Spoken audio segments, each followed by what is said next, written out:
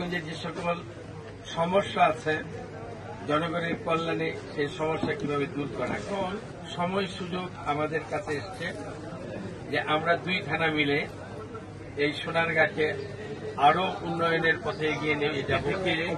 Sadipur union দিয়ে আমার গণসংযোগ শুরু করার জন্য আপনাদের এখান থেকে শুরু করলাম। আপনারা নিশ্চয়ই জানেন যে 2008 সালের মতো সোনারগাঁ থানা এবং সিদ্ধিরগঞ্জ থানা নিয়ে নির্বাচনী এলাকা 3 পুনর্গঠিত হয়েছে। আমি যেহেতু রাজনীতি করি এবং আপনারা জানেন আমি জাতীয় সংসদ সদস্য ছিলাম নারায়ণগঞ্জ 4-এ। এখন আপনাদের সাথে আমাদের নির্বাচনী এলাকা এক হয়ে গেছে।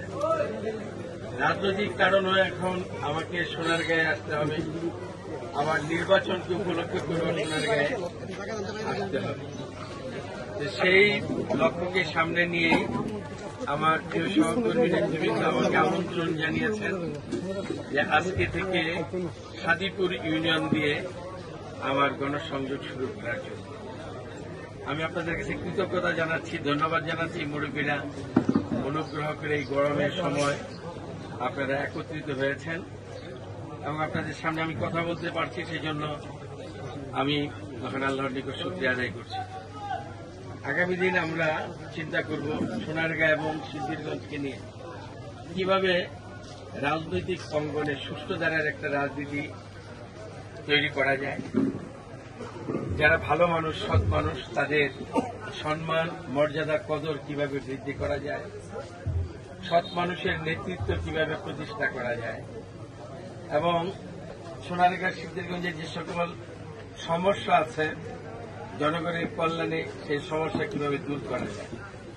সোনারগাঁ একটা ঐতিহাসিক থানা, অনেক গৌরব উজ্জ্বল দিক রয়েছে সোনারগাঁয়ে। এখন সময় সুযোগ আমাদের কাছে এসছে যে আমরা দুই থানা মিলে এই সোনারগাঁকে আরো উন্নয়নের পথে এগিয়ে নিয়ে যাব ইনশাআল্লাহ এবং মানুষের কল্যাণে যা কিছু করণীয় সেই কাজগুলো করার চেষ্টা করব। আপনারা আমার জন্য দোয়া করবেন, সহযোগিতা করবেন। আমি যাতে একজন রাজনৈতিক ব্যক্তি হিসাবে সামাজিক কাজকর্ম করি, সেই ব্যক্তি হিসাবে আমি যতদিন বেঁচে থাকি ততদিন মানুষের পাশে দাঁড়িয়ে মানুষের কল্যাণে কাজ করতে পারি, দেশের কল্যাণে কাজ।